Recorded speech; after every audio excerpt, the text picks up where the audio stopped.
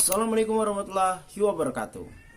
Kembali lagi bersama Gentar Rizika Simbara selaku mahasiswa Universitas Islam Negeri Fatmawati Soekarno Bengkulu, Prodi Komunikasi Penyiaran Islam dengan NIM 2011310060. Baiklah, kali ini kita akan membahas tentang komunikasi intrapersonal.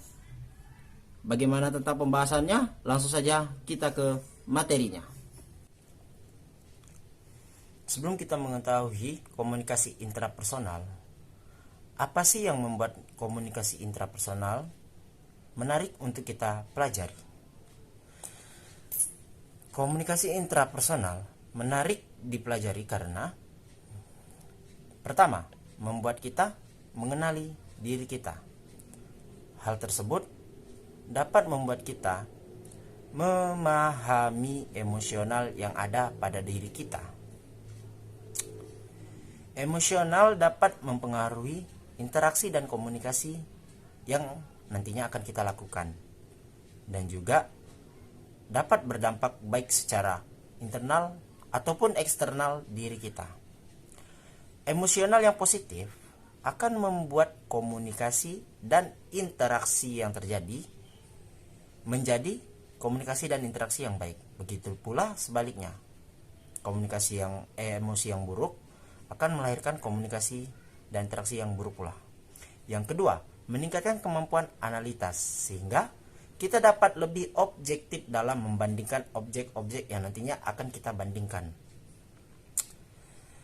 Nanti akan muncul informasi-informasi yang akan mempengaruhi keputusan yang akan kita ambil terhadap suatu objek yang kita bandingkan.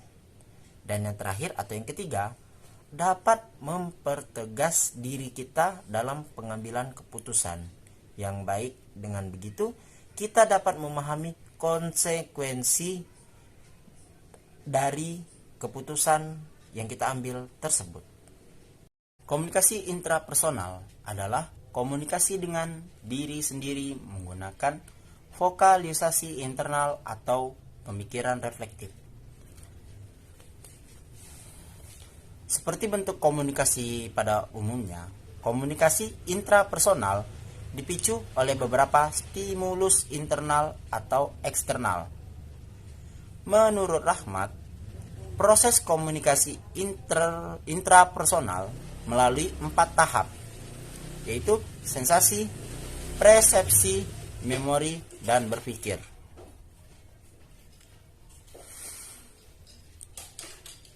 Nah, hal-hal tersebutlah yang nantinya akan kita pahami di dalam sistem komunikasi intrapersonal. Lanjut. Yang pertama dalam sistem komunikasi intrapersonal atau yang bisa kita sebut tahapan paling awal adalah sensasi. Sensasi adalah di mana dalam proses sensasi ini dilakukan oleh alat indera, yaitu ada 5. Penglihatan, penciuman, pengecapan, pendengaran, dan tentunya peraba.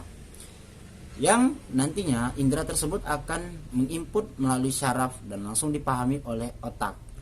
Maka hal tersebutlah yang dinamakan sensasi.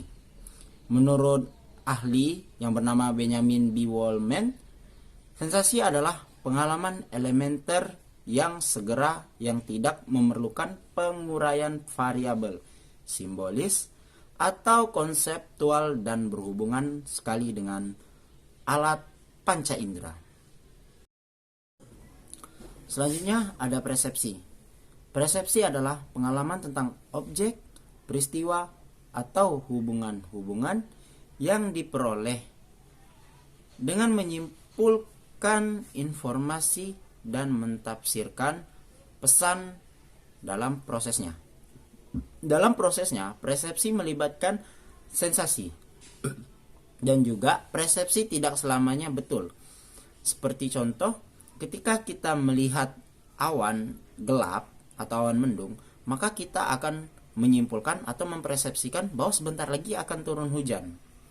Padahal yang terjadi bisa saja hujan ataupun tidak. Nah, seperti itulah salah satu contoh persepsi. Dan persepsi itu bisa benar dan juga bisa salah.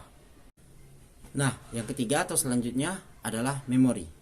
Memori memegang penting dalam mempengaruhi persepsi. Karena apa?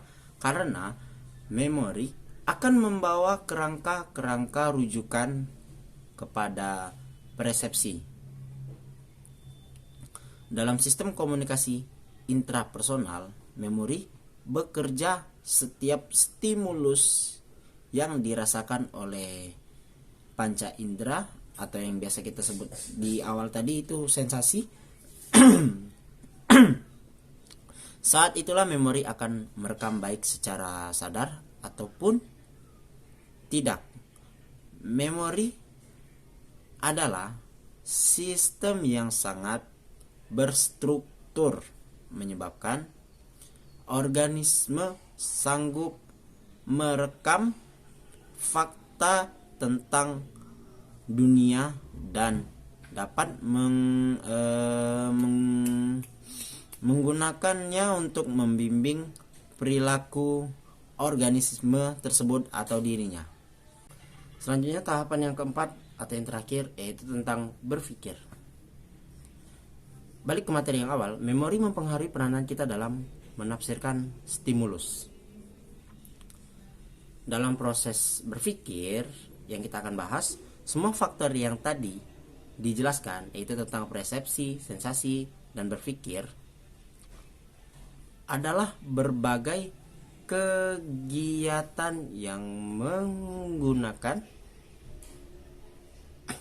konsep dan lambing sebagai pengganti objek dan peristiwa.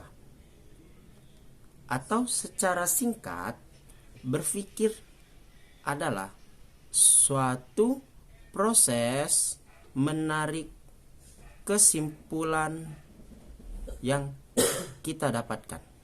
Pada intinya, komunikasi intrapribadi telah kita alami semenjak kita mulai mengenal komunikasi.